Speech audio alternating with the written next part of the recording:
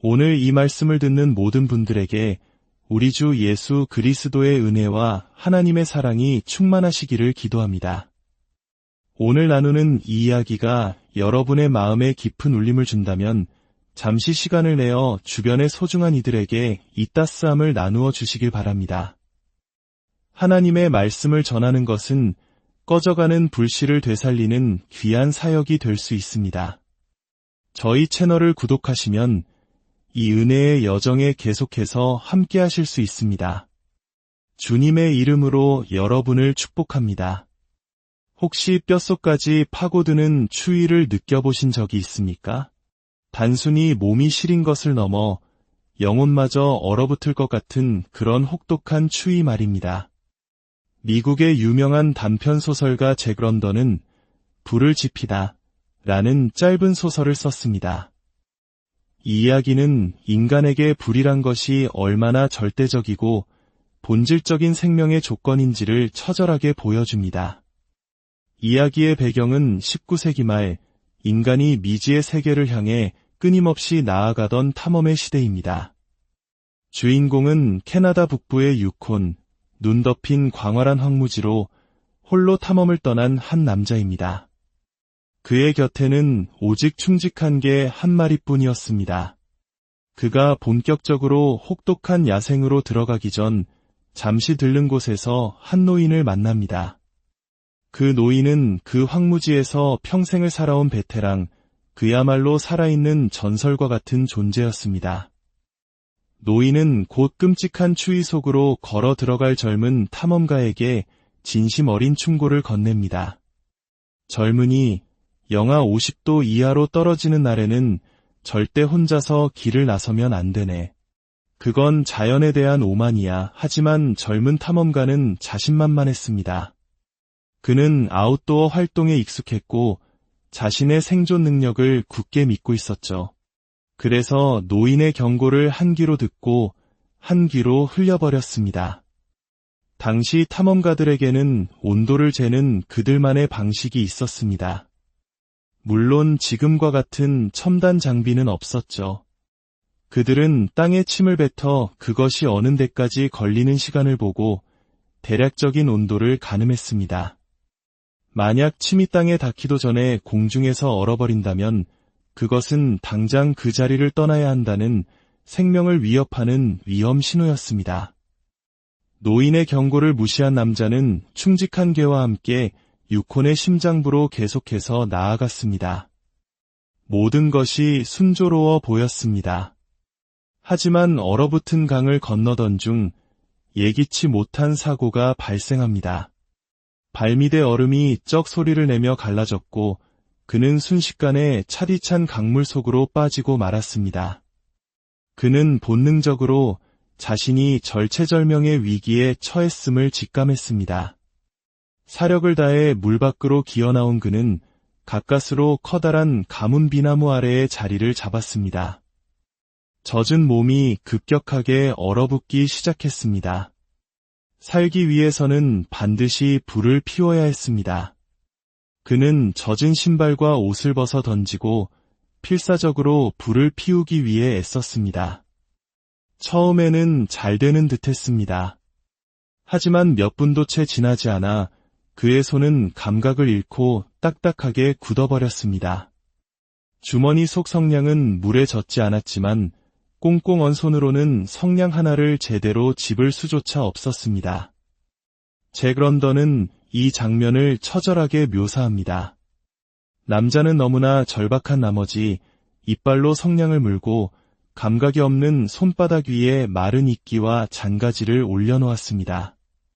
손에 불이 붙어 화상을 입는다 해도 상관없었습니다. 오직 살아남아야 한다는 일념뿐이었습니다. 마침내 그는 기적처럼 불을 붙이는 데 성공했습니다. 이빨로 문성냥을 그어 작은 불씨를 만들었고 손바닥 위에 이끼에 불을 옮겨 붙였습니다. 그는 조심스럽게 그 작은 불씨를 땅에 내려놓고 잔가지를 하나씩 더하며 불을 키워나갔습니다. 불길이 점점 커지면서 따스한 온기가 그의 몸으로 퍼져나갔습니다. 이제 살 수 있다는 희망이 보이기 시작했습니다. 바로 그 순간 그는 치명적인 실수를 저지르고 맙니다. 불길을 더 키우기 위해 무심코 손을 뻗어 바로 이 가문 비나무 가지를 잡아당긴 것입니다. 그가 미처 알아채지 못한 사실이 있었습니다. 그가 몸을 피한 가문 비나무의 가지들 위에는 엄청난 양의 눈이 위태롭게 쌓여 있었던 것입니다. 그가 가지 하나를 건드리자 그 진동은 나무 전체로 퍼져나갔습니다. 마치 작은 눈사태처럼 맨 위쪽 가지에 눈이 쏟아져 내리며 아래 가지들을 차례로 덮쳤고 마침내 거대한 눈더미가 그가 애써 피운 생명의 불꽃 위로 무너져 내렸습니다. 푸식하는 소리와 함께 희망의 불은 허무하게 꺼져버렸습니다. 그리고 그 남자 역시 꺼져버린 불 옆에서 죽음을 맞이했습니다. 한때는 타올랐으나 이제는 차가운 재만 남은 그 불 옆에서 말입니다. 사랑하는 성도 여러분, 저는 오늘 제 마음 깊은 곳에서 우러나오는 한 가지 진실을 여러분과 나누고 싶습니다. 우리 삶에 하나님의 불, 성령의 불이 없다면 예수 그리스도를 위해 사는 것은 불가능합니다. 그 불이 없다면 우리의 신앙은 고된 노동이 되고 차가운 종교의식이 되며 진실하지만 텅 비어버린 껍데기가 되고 맙니다. 물론 우리는 구원받았고 천국을 향해 가고 있습니다.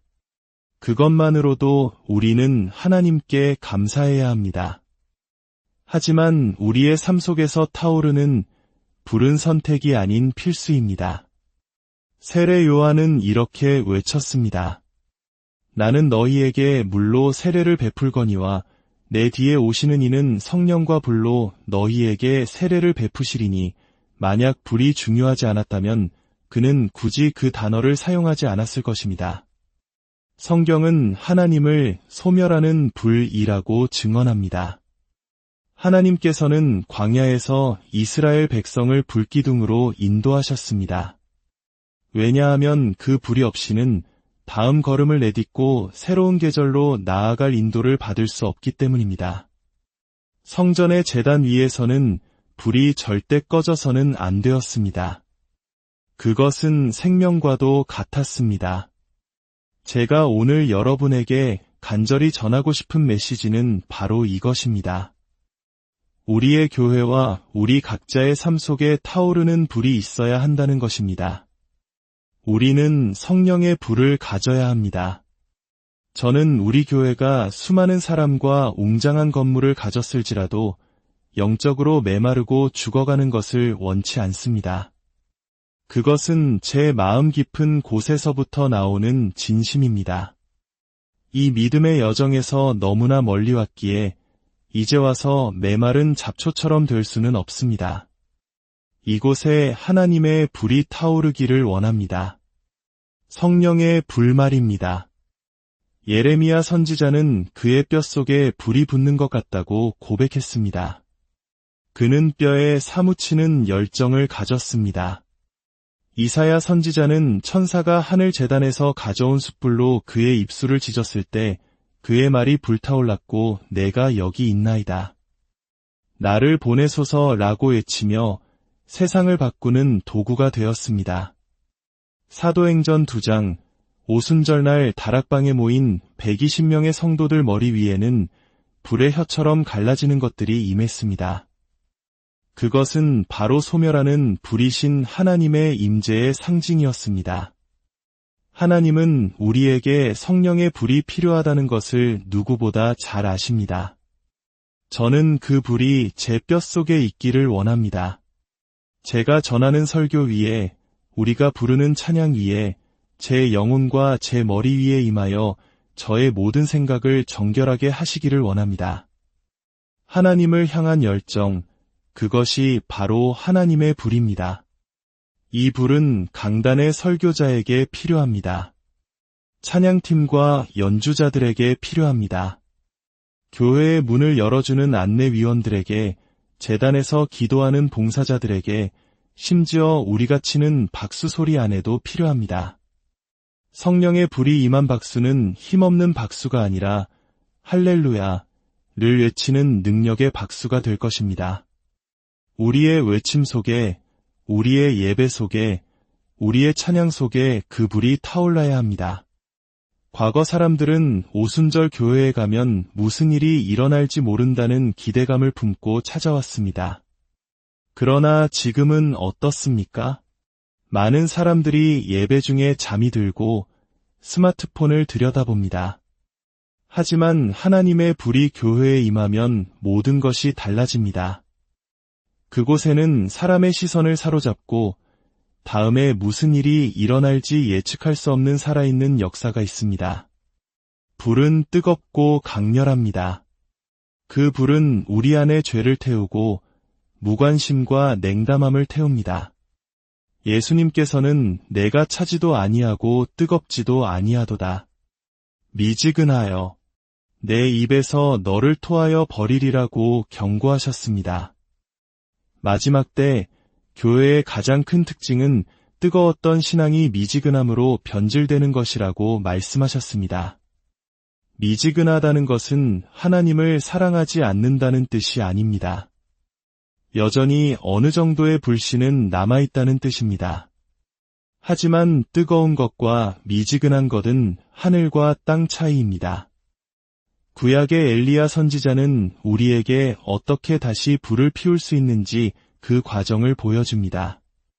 갈멜산 위에서 불을 원하셨던 분은 바로 하나님이셨습니다. 하나님께서는 엘리야에게 무너진 제단을 수축하라고 명령하셨습니다. 그 제단 위에 하나님의 불이 임하여 온 나라와 백성, 그리고 교회를 새롭게 하기 위함이었습니다. 오늘 이 시간 우리 각자의 마음속에 무너진 제단을 다시 쌓읍시다. 그리고 간절히 기도합시다. 하나님, 이 제단 위에 성령의 불을 내려 주옵소서. 차가운 세상 속에서 꺼져가는 불 옆에서 죽어간 그 탐험가처럼 되지 않도록 우리 안에 성령의 불이 다시 한번 뜨겁게 타오르기를 소망합니다. 이 말씀을 듣는 모든 분들의 삶과 가정, 그리고 섬기시는 교회 위에 성령의 뜨거운 불길이 임하시기를 주님의 이름으로 축원합니다. 다시는 추위 속에 방치되지 않고 언제나 주님의 따스한 빛과 온기 속에서 걸어가시기를 기도합니다.